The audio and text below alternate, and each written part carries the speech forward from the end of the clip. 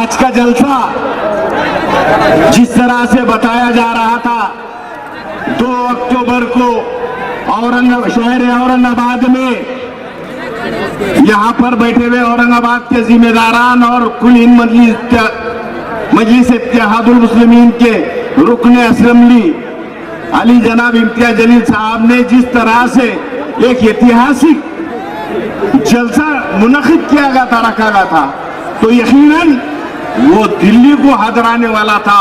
और ये आज का जलसा ये रियासत महाराष्ट्र के और शिवाजी नगर वाले को हदराने का काम आ रहा है। आज मुझे तकरीर नहीं करना है, सिर्फ मेरे को एक विनती और रिक्वेस्ट गुजारिश करना है। आप यहाँ बैठे हुए मेरे तमाम पत्रकार भाइयों, आप लोगों से अदबन हाथ जोड़ के गुजारिश है, विनती है, आपके चैनल के जरिए से माध्यम से हमको नहीं, ये दोनों शेरों को बताओ, ये दोनों शेरों पे फोकस करो। इसलिए कि पिछले कई दिनों से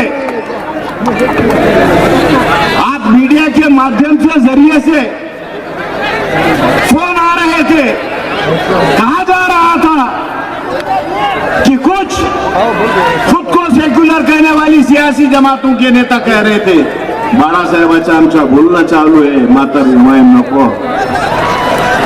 नांदेडमध्ये खूप चर्चा होती आदरणीय बाळासाहेब, आता त्यांना उत्तर देता आला नाही मला।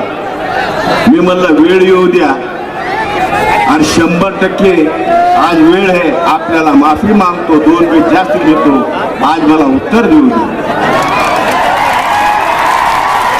असंच उत्तर द्यावं लागते। उनको बताइए, और यहाँ पर ये जो सरों का संबंध, ये जो जन समुदाय है, ये जरा उनको भी बताइए कि ये अवाम क्या चाहती है, नेता नहीं, ये अवाम चाहती है।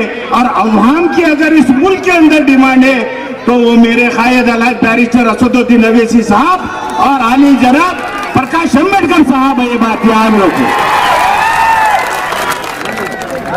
आज तरह तरह से जो बातें हो रही थी कि वंचित बहुजन आघाड़ी क्या है, तो मैं मेरे प्यारे यहाँ पर आए हुए बुजुर्ग नौजवान दोस्तों, मेरी इज्जतदार माँ बहनों, वंचित बहुजन आघाड़ी ये आज और आने वाले कल की जरूरत है। क्योंकि इस मुल्क में क्या चल रहा है, पिछले 4.5 साल से क्या हो रहा है, आप तमाम लोग जानते हैं।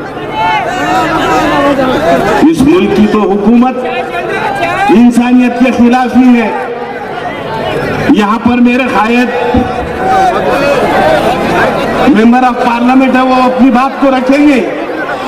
यकीनन इस मुल्क के अंदर लोकशाही का खून करने वाली अगर हुकूमत किसी की तो ये बीजेपी की हुकूमत है, याद रखो।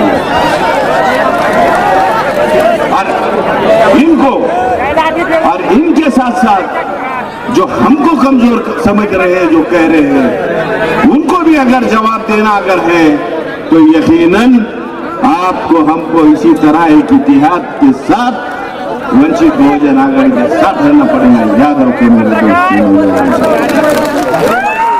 आदरणीय बाला साहब जी, अब ये आघाड़ी का तो यकीनन आप किसी को प्रूफ और इतिहास देने की जरूरत नहीं है, जवाब देने की जरूरत नहीं है। मेरे प्यारे पत्रकार भाई बैठे हुए आप लोग देख लो। और जिस तरह से अफवाह की जा रही थी, गलतफहमी फैलाई जा रही थी, तो आप लोग जान लो कि ये क्या है। अब तो नहीं एक बात चालू होगी साहब, एक नया माहौल चालू होगा, शायद काम चालू होगा। ये वंचित बहुजन आघाड़ी तो ठीक है, ये दलित मुस्लिम तो सिख भी ठीक है, ये धनगर समाज का तुम्हारा कसा समीकरण हुआ। आता मला सांगा, दलित मुसलमानाचा चलते ते जमला कसं, ते तर नंतरचं आहे, आणि धनगराचा कसं जमते तुम्हाला। आता साहेब त्या दिवशी आपलेच होते काही फट, त्याच्यासोबत आमचा एक धनगर समाजाचा मित्र होता, मी म्हणलं योगवेळी 17 तारखेला तुला उत्तर देऊ. अरे येड्यानो, धनगर समाजाचा मुसलमानाचा नाही जवळचं नातं आहे. कारण धनगरांची शेळी मेळी ते आम्हा मुसलमानाला द्यावं लागते. नातं आमचं आहे, आमच्या जवळचा नाता है. अब इनका शेड़ी मेड़ी का धंधा वो हमारे साथ, इसलिए मुसलमानों का धनगरों का समीकरण बनाए हैं. और दलित और मुसलमानों का, अरे इनका तो हमारा खान पान का नाता और रिश्ता है. अब ये भी समझाना पड़ेगा. तो इसलिए मैंने कहा जो अनहोनी है उसको होनी करने के लिए इस मुल्क के अंदर दो ही वाहे शेर है.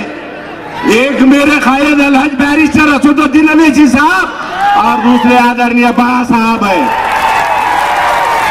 रही बात नांदेड़ के विकास के ताल्लुक से, आदरणीय बड़ा साहब जी और आदरणीय मेरे कायद इस नांदेड़ जिले के खासदार अखिल भारतीय कांग्रेस कमेटी के अध्यक्ष, इन्होंने 4.5 साल के अंदर नांदेड़ लोकसभा के अंदर 10 तालुके आते हैं साहब. नांदेड़ जिला सबसे बड़ा है, 16 तालुकों का जिला है, मगर एक भी तालुके को विकास निधि नहीं दी है.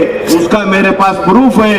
अगर खासदारकी की 4.5 साल अगर निधी कुठं गेली तर त्याच्या बायकोच्या मतदारसंघात गेले. जाऊन तुम्ही हा जाऊन 2017 साली एक हाती सत्ता यांना दिली. 2008 साली कृता गतीमध्ये लय मोठा भ्रष्टाचार झाला साहेब. लोकांना यांनी आश्वासन दिलता नांदेड विकासमय झाल्याशिवाय राहणार नाही, केल्याशिवाय राहणार नाही. एवढं मी या ठिकाणी आपल्याला सांगू इच्छितो. नांदेड विकासमय तर झाला नाही, मात्र खड्डेमय झालेला नांदेड आहे हे तुम्ही आपण पाहिलेलं आहे. आणि म्हणून आपल्याला विनंती करतो कि आप जिस तरह से भी हमें हमारे लिए आदेश देंगे तो यकीनन इंशाअल्लाह ताला मेरे कायद और आप और हमारे महाराष्ट्र के जिम्मेदारान आमदार साहब जो भी आदेश देंगे इंशाअल्लाह ताला आंखों पे पट्टी बन के अगर आप कहो कूद जाओ तो इंशाअल्लाह मुस्लिम मजलिस इत्तेहादुल मुस्लिमीन कूदने को तैयार है. सिर्फ आपने हुक्म दीजिए.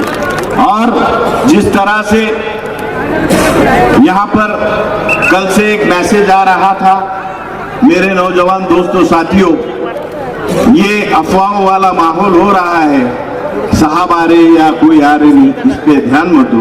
आने वाले अगर इसी 2019 पे अगर अपने को आपको हमको जीतना है तो यकीनन इसी तरह पूरी ताकत के साथ आपको हमको रहना पड़ेगा. और इतना ही कहते हुए आप तमाम लोगों से रजा लेता हूँ. बोलना बहुत था साहब, मगर एक छोटी सी बात बोलकर खत्म करता हूँ.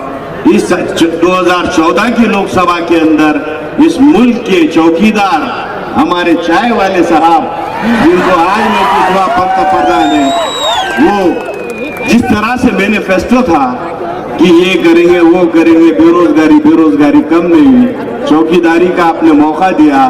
तो हमारी ऐसी ख्वाहिश है कि वंचित बहुजन आघाड़ी का इस बार मालक को वहां बिठाइए, चौकीदार को हटाइए. उसके लिए ये चौकीदार निष्क्रिय निकला है, क्योंकि जिस तरह से कहा था काला धन लाएंगे, ये धन लाएंगे, वैसा कुछ नहीं हुआ. मगर ये चौकीदार के सामने इस देश के 4 चोरों ने, विजय माल्या, नीरव मोदी, मेहुल चोकसी और ललित मोदी, ये चारों चोरों ने हमारे देश का सफेद पैसा लेके भाग गया. इतना ही कहते हुए आप तमाम लोगों से रजा लेता हूँ. अल्लाह हाफिज. जय भीम, जय भीम.